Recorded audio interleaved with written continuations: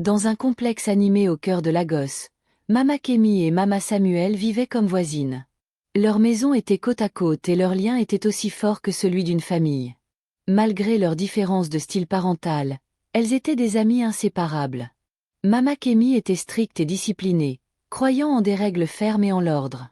D'autre part, Mama Samuel était douce et facile à vivre, élevant rarement la voix. Les deux femmes étaient des travailleuses acharnées, passant souvent leur journée au marché, ce qui laissait peu de temps pour leurs enfants. Kimi et Samuel, qui avaient grandi ensemble comme des frères et sœurs, étaient inséparables à 12 ans. Ils partageaient des secrets, faisaient leurs devoirs ensemble et jouaient à des jeux dans l'enceinte. Leur rire résonnait dans la cour poussiéreuse, un rappel constant de leur joie de jeunesse.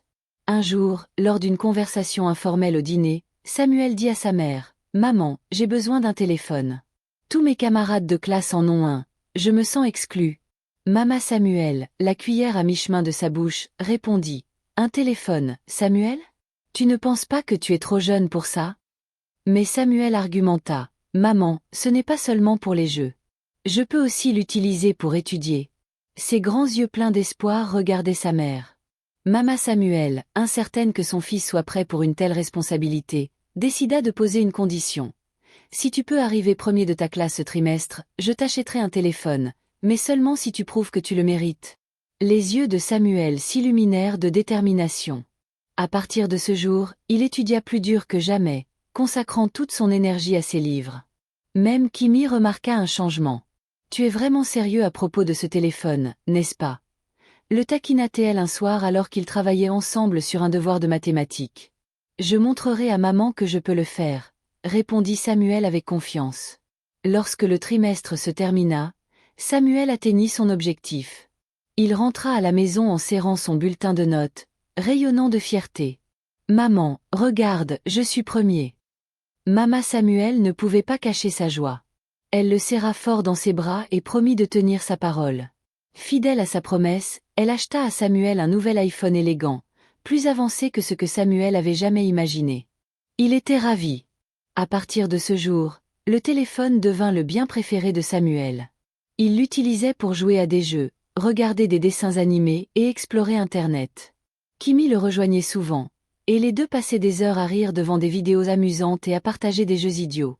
Un après-midi ensoleillé, Samuel et Kimi étaient assis dans sa chambre, collés au téléphone. « Voyons ce que nous pouvons trouver d'autre, » dit Samuel en faisant défiler les applications. Kimi hocha la tête avec curiosité. « Ce téléphone a tellement de choses. » Leur exploration innocente marqua le début de quelque chose qu'aucun d'eux ne pouvait prédire. Un voyage qui mettrait à l'épreuve leur amitié et leur innocence. Un après-midi tranquille, alors que Mama Kimi et Mama Samuel étaient au marché, Samuel et Kimi étaient assis dans la chambre de Samuel comme ils le faisaient souvent. Samuel était occupé à faire défiler son téléphone, naviguant dans diverses applications et vidéos, pendant que Kimi regardait par-dessus son épaule. Soudain, Samuel s'arrêta. « Qu'est-ce que c'est ?» demanda-t-il en cliquant sur une icône inconnue. L'écran s'illumina avec une collection de vidéos. Les vignettes étaient inhabituelles, contrairement aux dessins animés et aux jeux qu'ils appréciaient habituellement. Samuel tapa sur l'une d'elles par curiosité et la vidéo commença à jouer. Elle montrait quelque chose d'étrange, des adultes se comportant d'une manière que les enfants ne comprenaient pas. Samuel et Kimi regardaient l'écran, leur visage un mélange de confusion et de curiosité. « Que font-ils » murmura Kimi, sa voix à peine audible. Samuel hésita, ses sourcils froncés. « Je pense que c'est quelque chose que font les adultes. J'ai entendu des garçons plus âgés à l'école parler de choses comme ça. » Le visage de Kimi devint rouge. « Devrions-nous regarder ça ? Cela ne semble pas normal. » Samuel haussa les épaules, incapable de détourner les yeux. « C'est juste une vidéo. Ce n'est pas comme si nous faisions quelque chose de mal. » Les deux enfants se sentaient mal à l'aise. La vidéo se termina, mais au lieu de fermer l'application, Samuel cliqua sur une autre. Au fil des minutes, leur malaise se transforma en fascination. Ils ne comprenaient pas complètement ce qu'ils regardaient, mais le mystère les attirait. « Ne disons rien à personne, » dit finalement Samuel d'une voix ferme. « C'est notre secret. » Kimi hocha la tête, mais une partie d'elle voulait en parler à sa mère. Elle savait cependant que Mama Kimi ne le prendrait pas à la légère. Sa mère stricte était prompte à punir, et Kimi ne pouvait pas imaginer les conséquences si elle l'apprenait. À partir de ce jour-là, Les après-midi de Samuel et Kimi changèrent. Chaque fois que leur mère était absente, ils s'enfermaient dans la chambre de Samuel pour regarder davantage de vidéos interdites. Le rire autrefois innocent qui résonnait dans l'enceinte était remplacé par des conversations chuchotées et des regards volés. Les jours se transformèrent en semaines, et le secret commença à affecter leur amitié. Ils ne jouaient plus dehors ni ne faisaient leurs devoirs ensemble comme avant. À la place, leur lien tournait autour du monde caché qu'ils avaient découvert.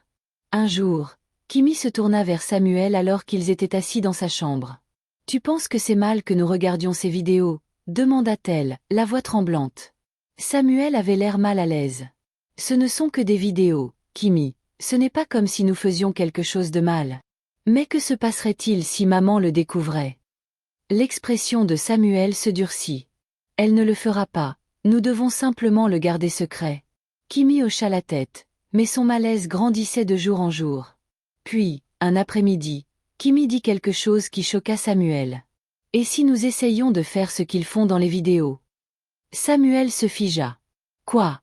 Non, ce n'est pas une bonne idée, Kimi. »« Mais pourquoi pas ?» insista Kimi. « Si c'est quelque chose que font les adultes, peut-être pouvons-nous mieux le comprendre. » Samuel secoua la tête, son cœur battant fort. « Je ne pense pas que ce soit bien. Et si on se faisait prendre ?» Mais Kimi ne voulait pas laisser passer l'idée.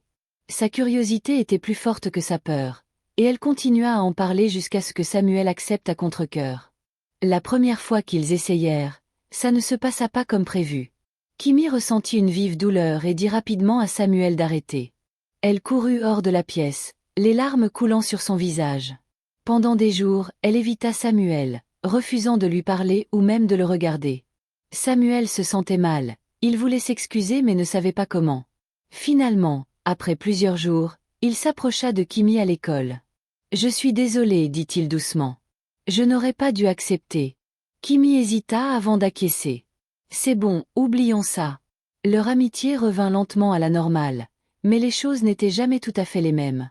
Puis, un jour, Kimi surprit de nouveau Samuel. « Je pense que nous devrions réessayer, dit-elle sans détour. Samuel la regarda avec incrédulité. « Tu te souviens de la dernière fois ? Cette fois, ce sera différent, s'il te plaît, Samuel, ne me déçois pas. » Le cœur de Samuel se serra.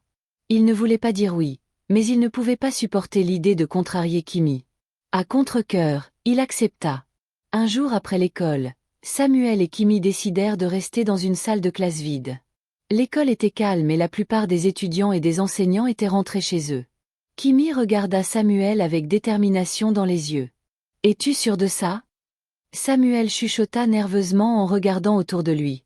Kimi hocha la tête. « Nous serons rapides, personne ne saura. » Ils se glissèrent dans les toilettes de l'école, les cœurs battant à la fois de peur et d'anticipation alors qu'ils étaient sur le point d'essayer ce qu'ils avaient vu dans les vidéos. Le bruit des pas résonna dans le couloir. « Quelqu'un arrive » siffla Samuel en attrapant le bras de Kimi. La panique s'installa alors que les pas devenaient plus forts. Les enfants se précipitèrent hors des toilettes en courant dans différentes directions.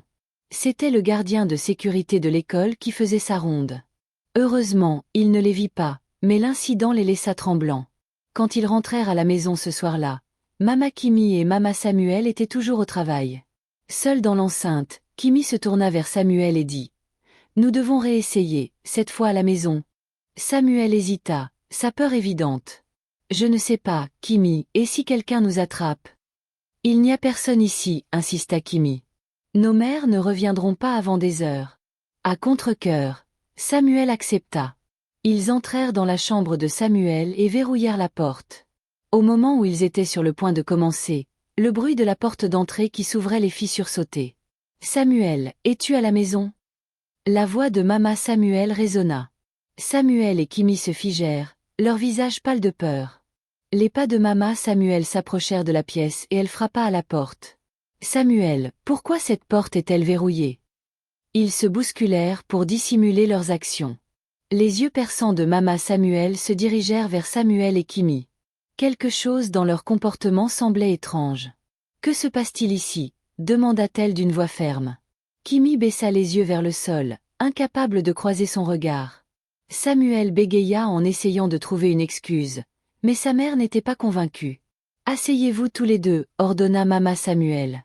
Maintenant, dites-moi la vérité, qu'avez-vous fait? Les enfants échangèrent des regards nerveux.